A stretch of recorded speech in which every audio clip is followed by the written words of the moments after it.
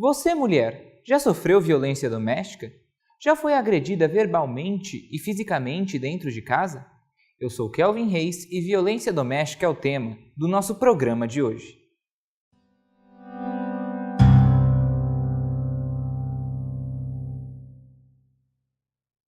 De acordo com o Conselho Nacional de Justiça, 1 em cada 100 mulheres vai à justiça contra a violência doméstica.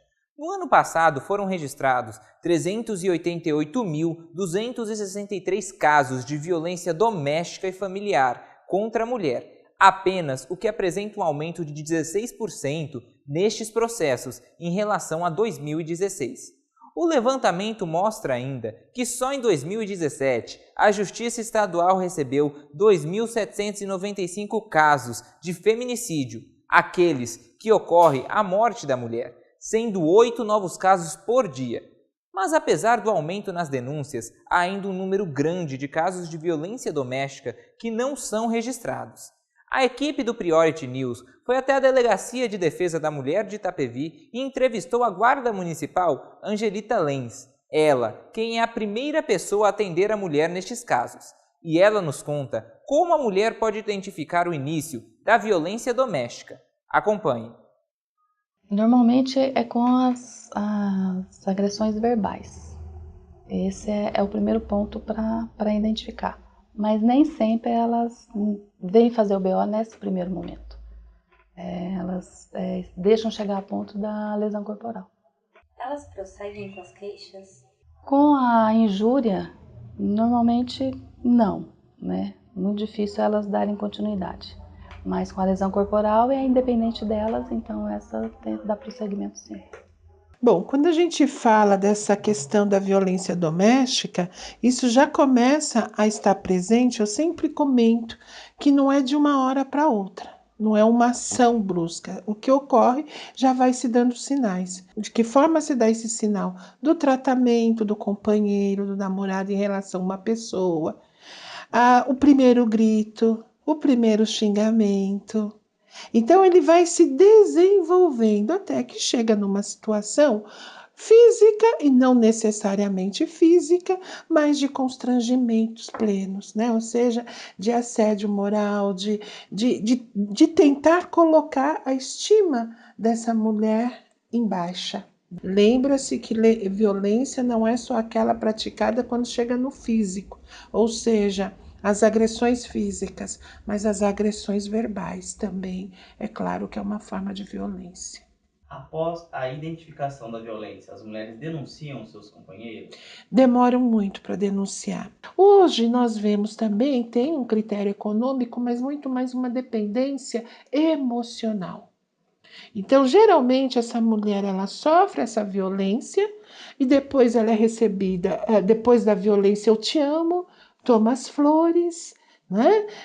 E fica essa relação dessa dependência emocional muito grande, até que chega uma hora que essa mulher dá um basta, onde ela vai fazer de fato as denúncias.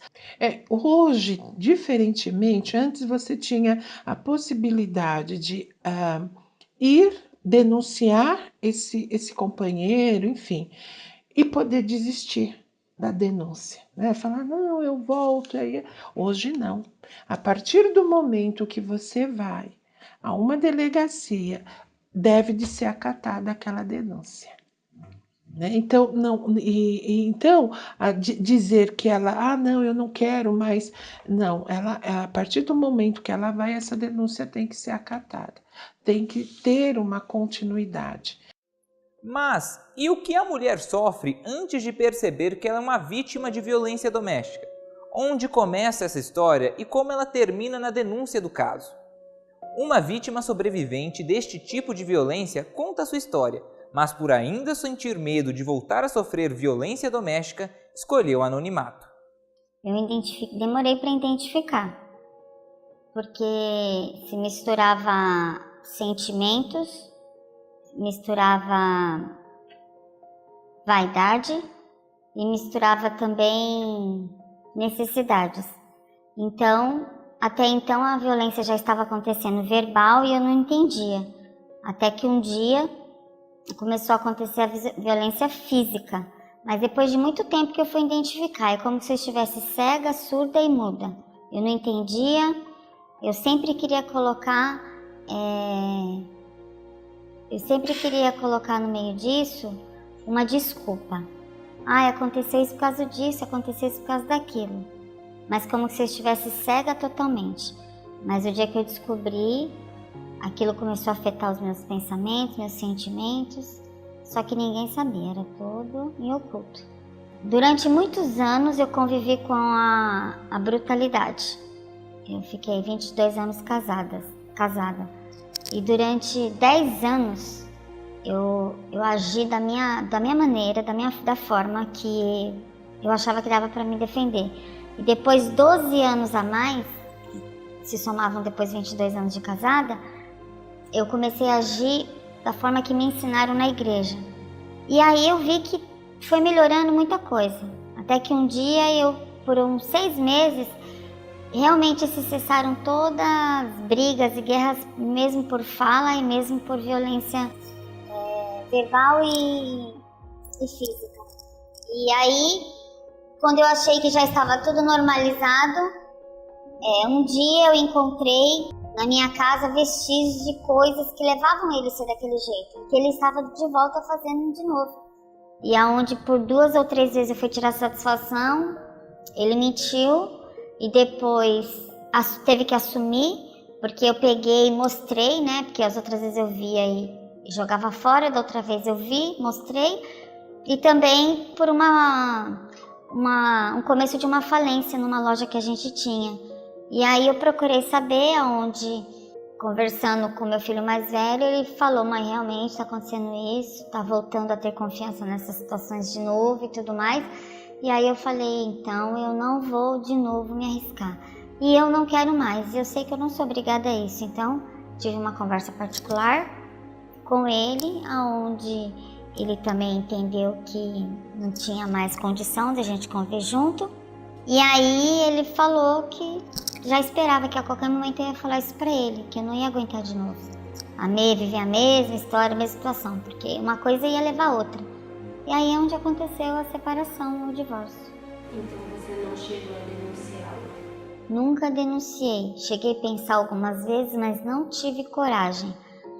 Eu creio que eu fui, em partes, muito sábia, porque eu contornei algumas situações, e em outras eu fui conivente, porque talvez, não tenho certeza se isso muda algum caráter ou muda algum ser humano, denunciar, porque eu já sabia de casos que se denunciava um homem violento e ele só ficava a alguns metros de distância, então poderiam encontrar com aquela pessoa, mas eu também já vi vários casos desse onde a pessoa quis matar, ela foi lá e matou e ficou por isso mesmo, como também foi lá e denunciou várias vezes, depois voltou ao relacionamento. Então eu achei que as denúncias não ia me livrar de uma morte, vamos dizer assim. Vemos que as denúncias de violência doméstica nunca são ações em um primeiro momento de agressão contra a mulher. E a pergunta que fica para essa questão é: por que muitas vezes a mulher permanece neste tipo de situação? A advogada Lucinéia responde isso e diz também onde a mulher pode tirar forças para sair deste mundo terrível de violência dentro de casa. Agora, o que faz essa mulher permanecer muitas vezes nesse ambiente violento é o que eu mencionei. Muitas vezes é a dependência. Tem a relação econômica, muito a dependência emocional. E nós temos também uma questão da própria estima, de como é que essa mulher, como é que esse homem colocou essa mulher durante o período de vivência desse casal, como é que ele colocou a estima dessa mulher? Na maioria dos casos é questão financeira, não ter para onde ir, ou ter que se manter, ter filhos pequenos, então elas acabam protelando a separação e a denúncia. Então, por muitos anos eu sempre ocultei essa situação. E algumas pessoas já estavam até sabendo, ouvindo, mas da minha boca ninguém ouvia nada. Então eu achava que eu não podia falar aquilo para ninguém, porque sempre eu ia ouvir alguma acusação, eu ia ter que tomar alguma atitude, e eu era Naquele tempo eu era muito covarde, tinha medo de morrer, tinha medo de ficar sozinha, tinha medo de que minha família não ia me aceitar. Hoje a questão da violência em relação à mulher, não só da família, como da comunidade, da sociedade.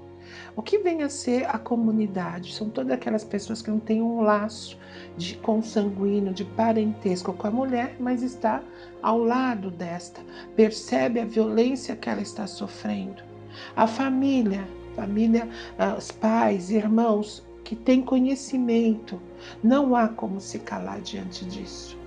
Tem que haver sim uma denúncia, tem que haver de alguma forma um convencimento e uma denúncia em relação ao sofrimento, às agressões que aquela mulher vem sofrendo. Outro dia eu estava ouvindo e é pura verdade, não existe mais esse ditado.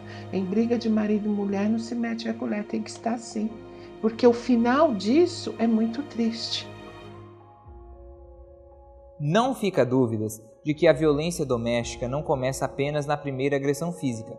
Um xingamento, uma agressão verbal, qualquer ato que diminua a dignidade da mulher já caracteriza como violência contra a mulher. Se você sofre violência doméstica ou conhece alguém que esteja nessa situação, denuncie. Procure a Delegacia de Defesa da Mulher mais próxima ou Disque 180, canal específico para denúncias em defesa da mulher. Quebre este silêncio que mais mata mulheres no nosso país. Este foi o documentário A Ferida Invisível. Até mais!